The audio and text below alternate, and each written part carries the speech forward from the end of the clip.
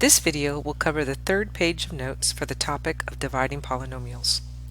Let's do an example that encompasses all the information we have learned so far.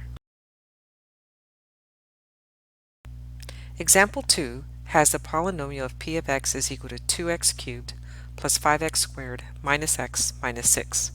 For part A, we need to show that x minus 1 is a factor of p of x. First, ask yourself, how will we know if x minus 1 is a factor of a polynomial?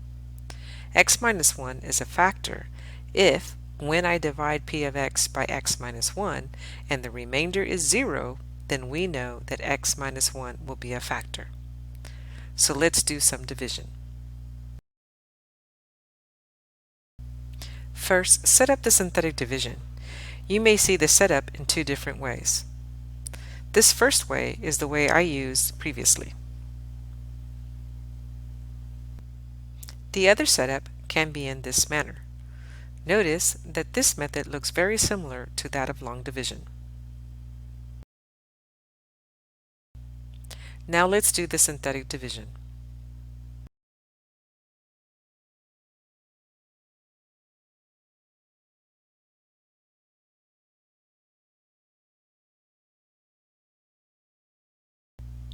We have found that the remainder is equal to 0, which means that p of 1 is equal to 0 and x minus 1 is indeed a factor of p of x.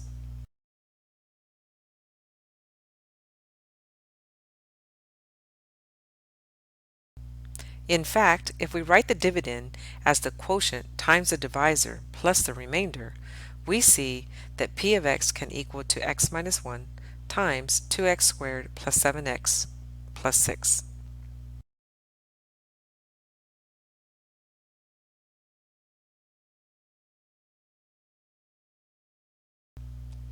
For part B, our job is to factor p of x completely. This means we need to factor p of x into linear factors. The factors need to be linear. So far, we have factored p of x as x minus 1 times 2x squared plus 7x plus 6. The x minus 1 is a linear factor, but the 2x squared plus 7x plus 6 is quadratic, which means we need to factor this.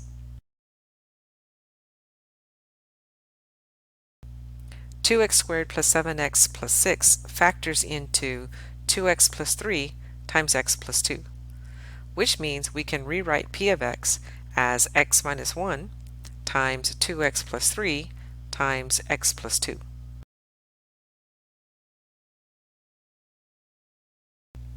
Part C states to write p of x in x-intercept form. This means that we need all the factors to be in the form of x minus k. We have that for the x minus 1 and the x plus 2 factor, but we will need to rewrite the 2x plus 3 factor. We can do that by GCFing out the 2. So we will get 2 times the quantity of x plus 3 over 2. We divided the 2x by 2, and we divided the 3 by 2 to get what we have inside the parentheses. We can check by doing the distributive property to check that we have factored correctly. So the x-intercept form for p of x is 2 times x minus 1 times x plus 3 over 2 times x plus 2. The 2 was just moved to the front of all the factors. For part D, what are the x-intercepts? Remember, we can find x-intercepts when we let the function equal to 0 and solve for x. If we let the x-intercept form equation from part C and we equal it to 0, we need to solve for x.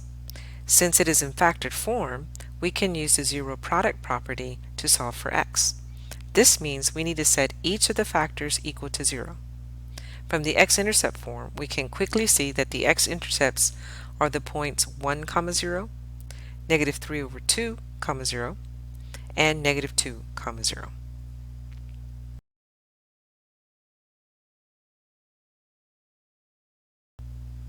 What are the zeros of p of x? Remember, the zeros are the x values of the x-intercepts. So the zeros are the set of 1, -2, and -3 halves.